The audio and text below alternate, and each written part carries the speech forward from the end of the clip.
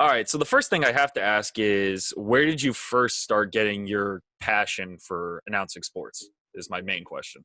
Yeah, yeah.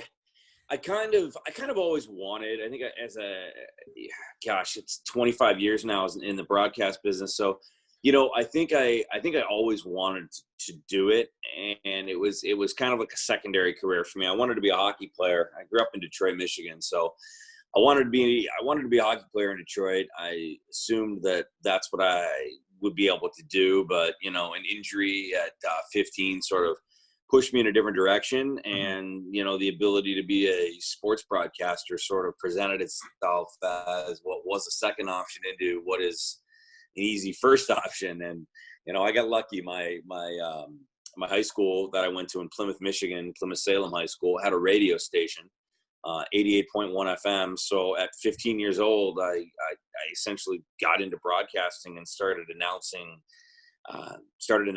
hockey and a variety of other sports. So I sort of stepped from one career, if you can call it a career, at 15 in terms of hockey, into what I eventually turned into what I do for a living now. So, but as a kid, I had always announced hockey to the TV screen with a newspaper in my hand, and I'd sort of always had that passion. My mom tells the story that I ran around the damn house with a Mr. Microphone in my hand, announcing her cooking dinner, and my brother playing with his micro machines and his GI Joes. That's So awesome.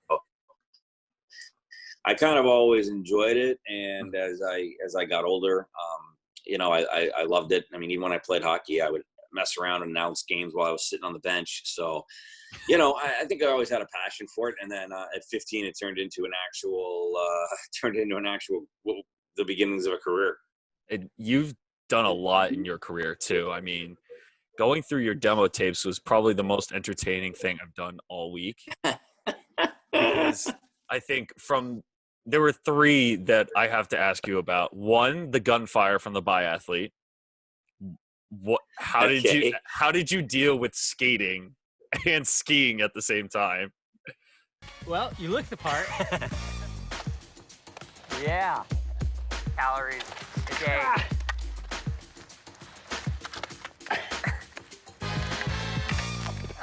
That's a good. Weapon is loaded.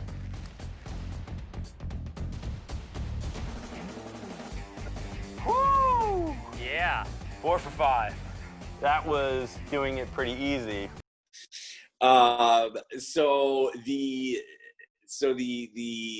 wasn't super hard. I could skate, but it was like a long hockey blade. So getting comfortable with the skis on your feet was a whole different thing. The gunfire I was fantastic at. My dad was in the military. My brother is my brother is a Marine. My cousin's a sniper in the Marine Corps. So shooting was not a problem. Like I was able to shoot no problem. That was the easy part. You couldn't make anyone disappointed with that. That's so good. Put that gun in my hand, and I was fine. I think I even impressed. Tim, who I was skating with and shooting with. But that was a weird one. Those Train Like a Champions were so much fun for me because I have such a great amount of respect for Olympic athletes. So to be able to sit down with those guys and get to do their sports in their environments and be taken out of my comfort zone was always a ton of fun. So I enjoyed the heck out of that, actually. That was a good one. That was a fun one. That's a good one. I'm glad you saw that one. The hockey one too, right before we started this, you did one with one of the Kings players, and he boarded you so hard. That must have been so different from when you played when you were like 13, 14, and then you have like a grown 6'6" man. All right, so what you do is you're going to –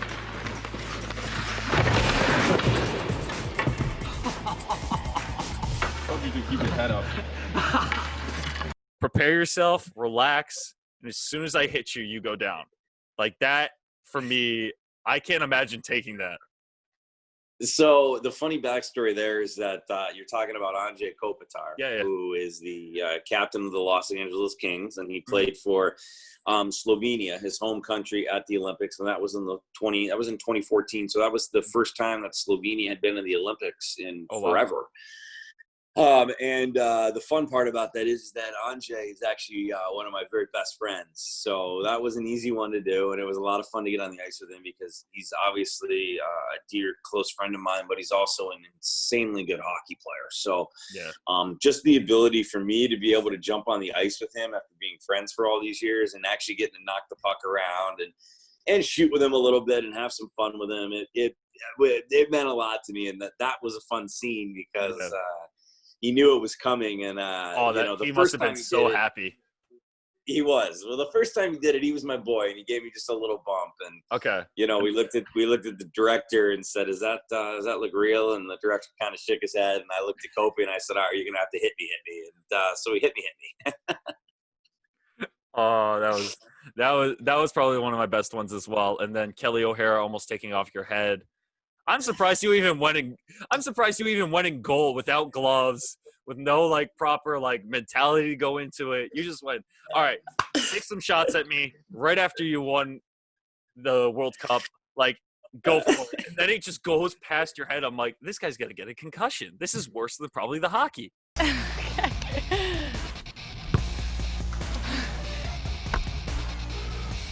it is. That's a save.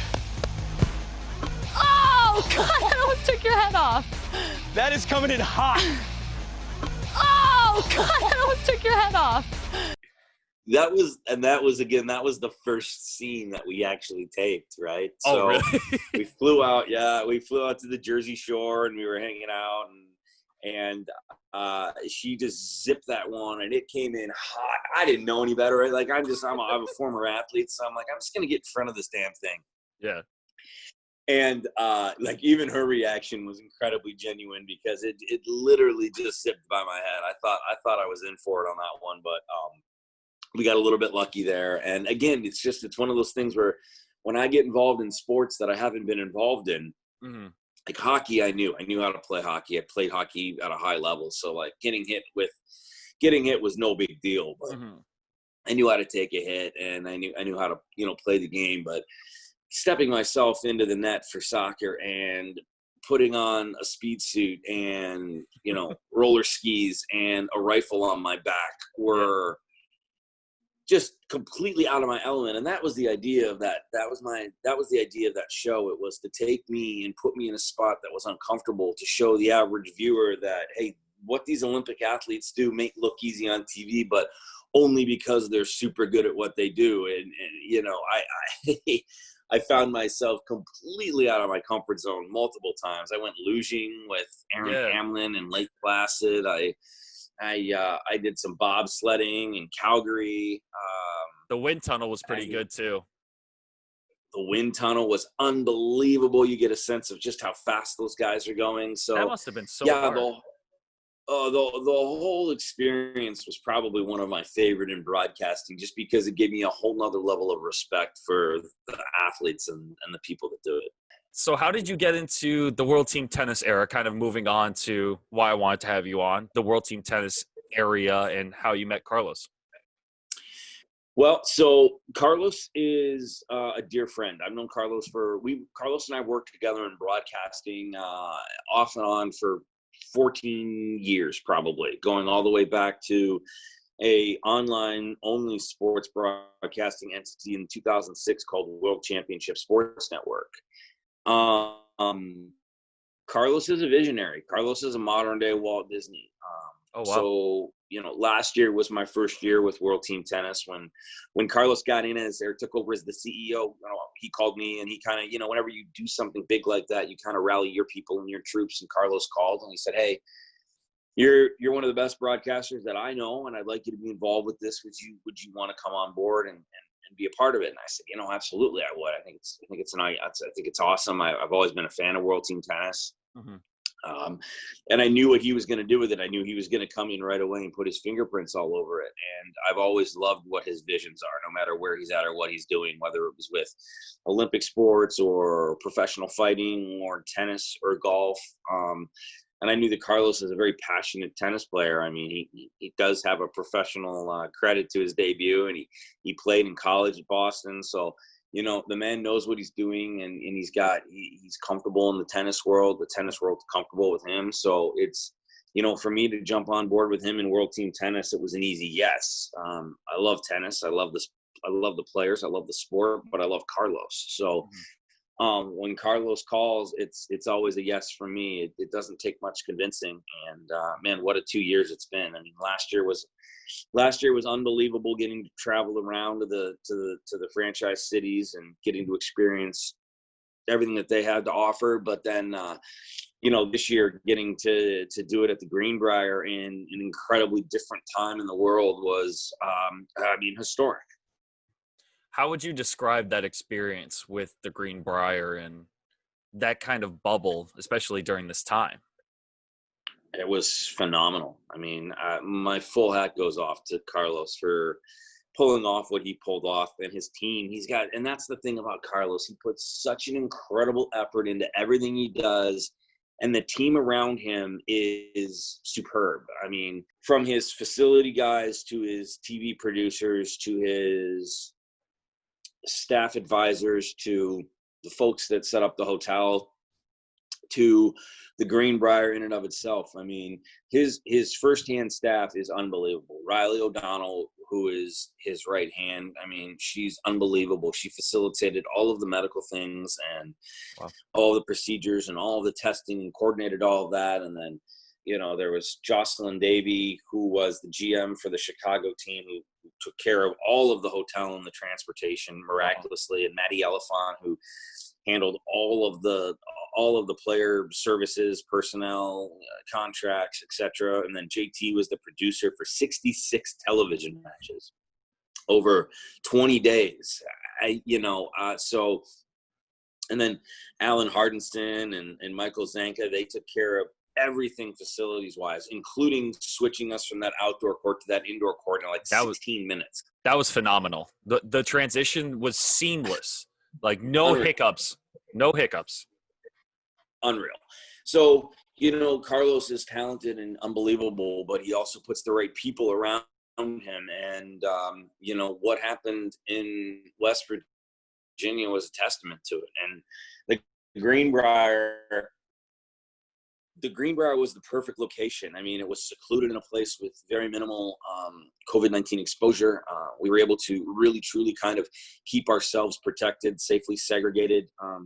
The hotel had a strict mask policy in place, as well as temperature checks daily. We went through daily temperature checks. The other thing was that we took a test before we got on the plane and weren't allowed to fly to the Greenbrier until we had a negative test. And then nobody had a pre-positive test. Nobody had to retake that test. So there were no false positives or anything like that. So then we got on a plane. So as soon as you got a negative test, we flew to the Greenbrier, landed, went immediately to the medical clinic that's on site at the Greenbrier, took another test, had to quarantine in our room until that test came back negative.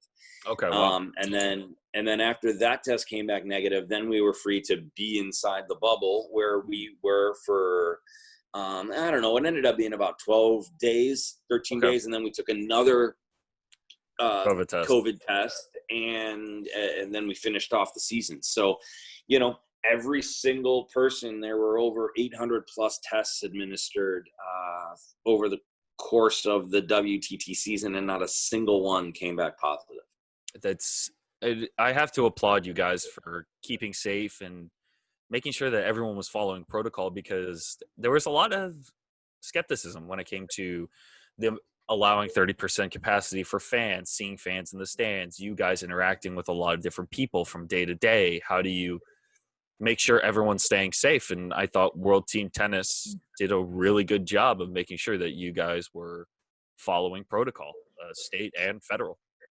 Yeah, listen, once, and there was, a lot of people did bring up, well, you're in close contact with some people here and there, but the bottom line was that we were in close contact with people who were already inside the bubble. It's really truthfully no different than, hockey players that are in the bubble in the NHL, banging up against one another on the ice and, from different teams. Like, once you're in the bubble and you're safe, and I think as the time went on, we obviously were more confident in our safety protocols because nobody got sick. We all stayed within people who we knew had a negative test. I mean, I can remember walking through the hotel and, you know, I got stopped. I got recognized at one point, and the hotel was open to regular guests. But, wow. you know, what you have to understand about the Greenbrier is that it's massive. It's huge. This is a massive resort, and even the hallways and even the lobbies and the thoroughfares are massively wide. So like you can avoid people very easily in a place like that. It's not like you're in a crowded grocery store. Yeah. So, you know, I mean, there was even one point I was walking back, you know, from the match one night, and I got recognized from something that I had done, and, you know, and they want to come up and they want to talk to you. And I mean, I was even very cognizant about being like, hey, okay, like, I'm happy to talk, but like, I need you to be like, stay like 6 feet away. Like, I just need you. I don't want to be rude, but like, I'm in this bubble, and I'm really only interacting with the people who I know and I'm careful with. So, you know, and I think everybody kind of had that same consciousness. And I think everybody only really interacted with the people that they know and that they trust. And so, you know, for us to be able to do it the right way and to stay kind of pushed back from everybody else, you know, there was a collective, there was a really collective thinking that we all wanted to pull this off for the sport and for Carlos and for everything that, you know, Fred Luddy and Eric Davidson had put into it as well. And so we, you know, we were very careful, and as a result, you know, we pulled it off completely safely. No, yeah, 0 positive COVID cases. There was one incident with Daniel Collins. I don't know if you can go into that or not, but yeah, I mean, listen, I think at the very beginning of there was an entire staff, player, coach, GM, media, you name it, meeting. If you were involved with World Team Tennis, if you were credentialed with World Team Tennis and in the bubble, we all sat down in this meeting on day one, the first day that everybody arrived. Everybody got there on the 9th or the 10th. And on the 10th, we had a giant meeting, and it was laid out explicitly how we were expected to interact. And the big headlines there were: wear a mask when you're not on court or on the air. Don't go inside the casino that's at the Greenbrier. Don't bring in anybody to the bubble that hasn't been tested or followed the protocols that we followed, and don't leave the Greenbrier grounds. Yeah. And anybody, no matter who they were, that disobeyed those orders was going to be asked politely to leave. And unfortunately, that incident occurred with Daniel. I feel like on a broader scale for tennis in general, for the US Open that's coming up and for Roland Garros, it's going to be a much more extreme of an incident, because it's not just World Team Tennis, it's everyone from around the world. And you have the top 100 professionals coming to one location. Do you see it being a success like World Team Tennis, or do you think there will be a lot more moving parts going forward? Well, we had the international flair as well too, right? I mean, we had athletes from overseas. Obviously, you know, we had Kim Kleisters, we had Johnny O'Mara, we had James Ward, we had the Skupskis, we had Fabrice, we had Marcelo Arevalo. So we had all of these. We had that international flair as well too, and they were required to quarantine coming in, and et cetera, et cetera. I think, listen, the Greenbrier was an easy choice because nobody really had to leave the grounds. Once we were on the grounds and safe and secure in our bubble, there were 55 different things that we could do without interacting with anybody else. Teams could go on ATV rides. You could go golfing on 4 different golf courses. And you know, so it was very easy to obey the rules and not stray away. It wasn't like we were going from tennis court to hotel room for 20 straight 30 days or whatever it was. So I think that the level of cabin fever, if you will increase depending on where they have some of these other events and what they create and allow for them. You know, I know what was right at the Greenbrier, and that was that there were things to do and you didn't feel like you were sequestered. You could do things safely. within the guidelines of the bubble and still get away from tennis a little bit and still get outside of your room. The NHL, same sort of setup. You've got a bubble, but you've got, restaurants and simulators and activities and things that you can do to kind of take your mind away from it. So I think that the success of these bubbles will be dependent upon their setup. And you want to make it feel as normal as possible as you can. And if you can do that and prevent the, devil on the shoulder from whispering at you to go to downtown Manhattan or wherever it may be outside of that bubble, the better you can quell that devil on the shoulder, the easier it will be to keep the safety and security of the bubble. The World Team Tennis, some of the players brought their families. Is that correct? Or they were allowed to bring some other people with them, right? Yep. And they just went through the same protocols that the rest of us went through. So if John Smith brought his wife, Jane Smith had to get a test before she got on the plane. She had to get a test when she arrived, and she had to get a test 7 to 10 days into arriving there, and she had to adhere to the exact same rules as everybody else. Don't interact with somebody that's not in the bubble. Don't go to the casino, and don't leave the Greenbrier grounds. So simple enough. Very, very easy to understand.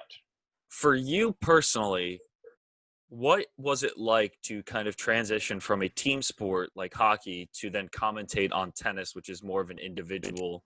Well, World Team Tennis has a team aspect, but tennis is a more individual sport. What was the difference or transition like for you? Yeah, not too complicated. Sport for me. Like, I've called just about every sport you can imagine. I've called every Olympic sport. I've obviously called hockey, and now I've called tennis. And for me, at the root of it, sport is sport. You're trying to obtain a score in which to beat your opponent by using skill and tactics. And so the only thing that changes dynamically is if there is, team involved or if it's an individual play. So as a golf fanatic, I can kind of see the individual side of it come into play, but same thing, like a Ryder Cup comes in and you've got the team play. Well, same thing with World Team Tennis. Sure, you've got the men's and women's singles, but it's all dependent upon what everybody else does and the way that the order is set up. And if you start with men's doubles, how does that score you? Are you up 5-rip on your opponent? And then do you come in and fire a kill shot with a dynamic men's singles performance or whatnot? So for me, World Team Tennis fits the mold for me a little bit closer with team sports. I love the cheering, I love the coaching, I love the energy, I love the camaraderie, I love it that it's a little bit looser and it's a little bit more fun in a way, but the competition is so intense, and seeing everybody get excited the way that they do, and seeing the team get excited and seeing the teams hang out as closely as they did all year long was very fun for me. And I get a kick out of it because it's a nice crossover for me. It's a little bit of that individual that I love about sport, but so much of that team that drives everything that I love.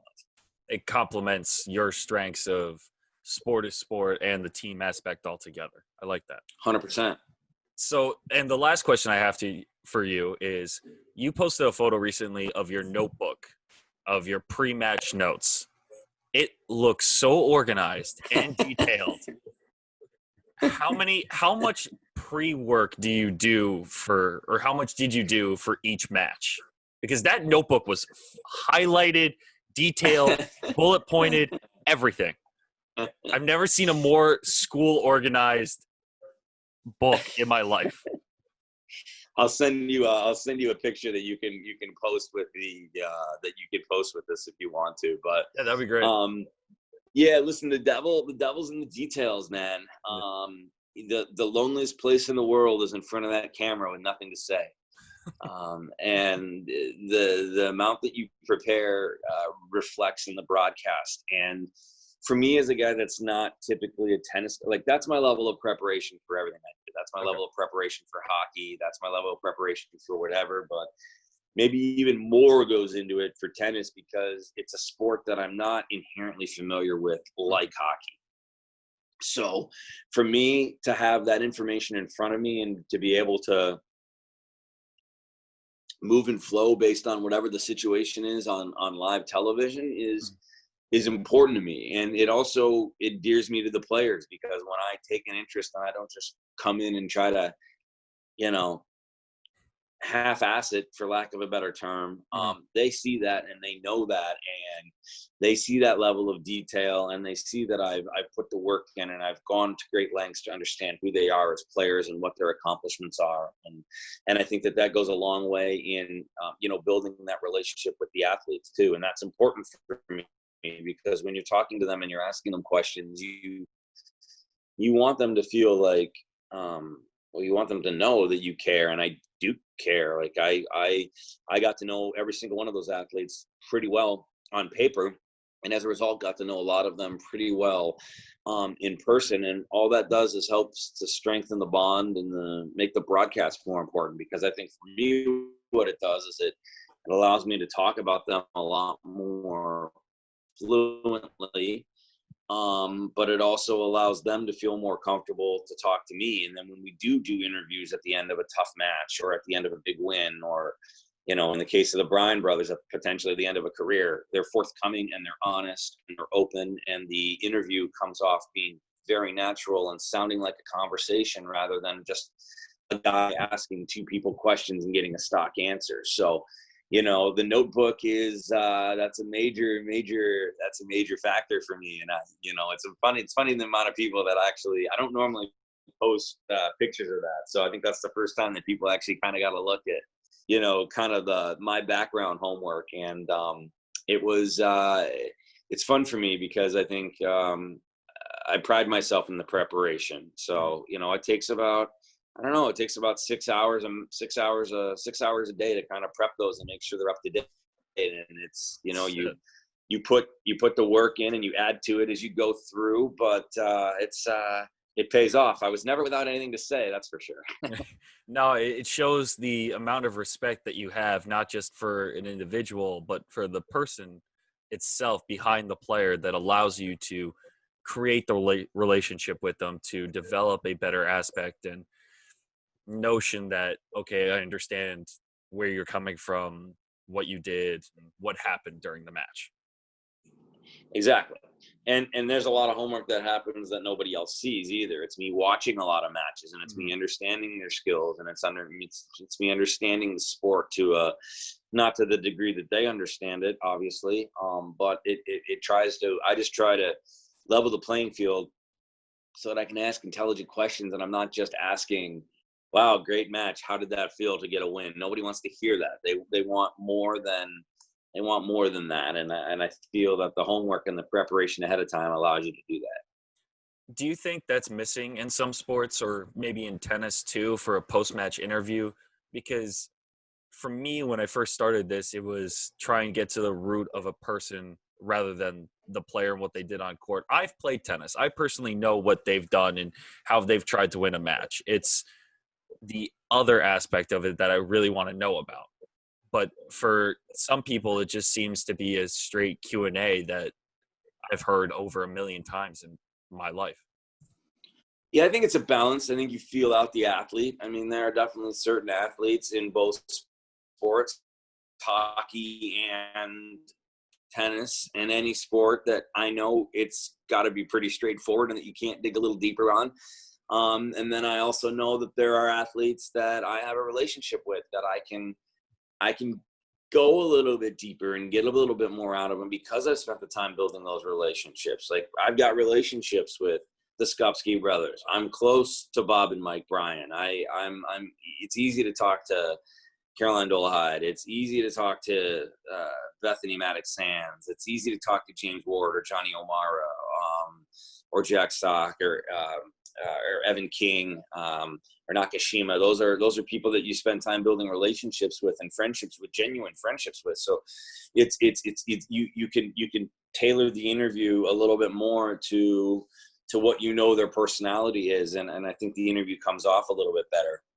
I think that anybody that's in the broadcasting business that just shows up and thinks it's grabbing a mic and asking a question, or grabbing a mic and describing a play is wrong. It's not how that's not how you do this. You have to have a conversation with the viewer, and I think the biggest compliment that I get as a broadcaster is when people come up to me and they talk to me like they've known me. They're meeting me in person for the first time, or they're coming up to me in a bar, or they're coming up to me on the street, and they're like, "Hey, Gizmo," and I'm like, "Hey."